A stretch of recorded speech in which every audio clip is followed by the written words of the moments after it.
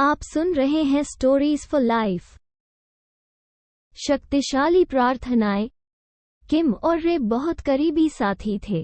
वे पड़ोसी थे, स्कूल में सहपाठी थे और बाद में काम पर सहकर्मी थे।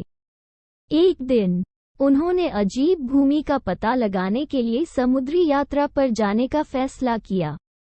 उन्होंने एक क्रूज जहाज में अपनी यात्रा शुरू की और दूर दूर तक यात्रा की। हालांकि उनकी यात्रा के दौरान मौसम बहुत विनाशकारी हो गया।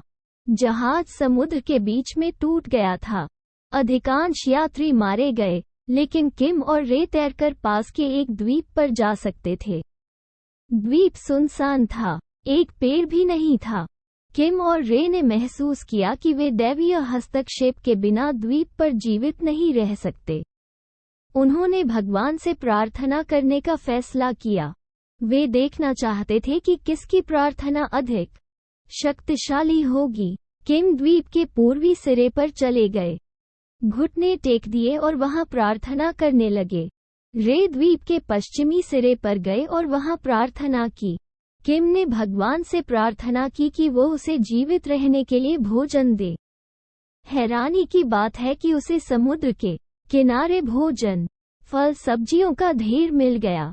2 दिनों के बाद उसने अपनी पत्नी के रूप में एक सुंदर लड़की के लिए अनुरोध किया, क्योंकि वो द्वीप पर बहुत अकेला महसूस कर रहा था।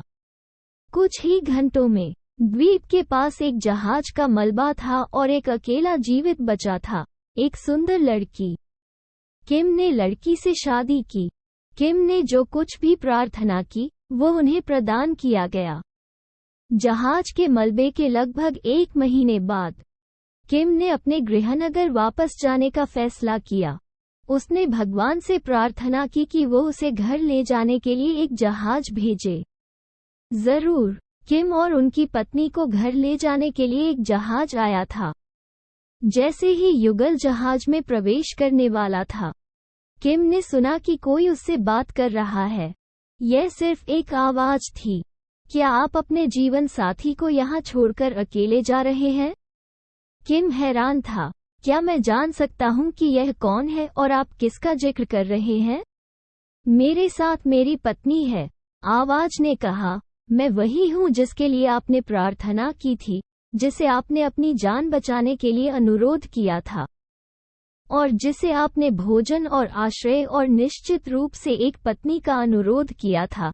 किम ने विस्मय में घुटने टेक दिए और कहा, धन्यवाद भगवान। तब किम को रे के बारे में याद आया, जिसे वो इस समय भूल चुके थे। वो अपराध बोध से ग्रसित हो गया था। भगवान ने उससे कहा, मैं आपकी प्रार्थनाओं का उत्तर नहीं दे रहा था, मैं केवल रे की प्रार्थना पूरी कर रहा था। उसने केवल एक चीज के लिए प्रार्थना की। उसने कहा, कृपया किम की सभी प्रार्थनाओं को पूरा करें। यही उसकी एकमात्र प्रार्थना थी। किम की आंखों में आंसू थे और वो द्वीप के दूसरी ओर भाग गया।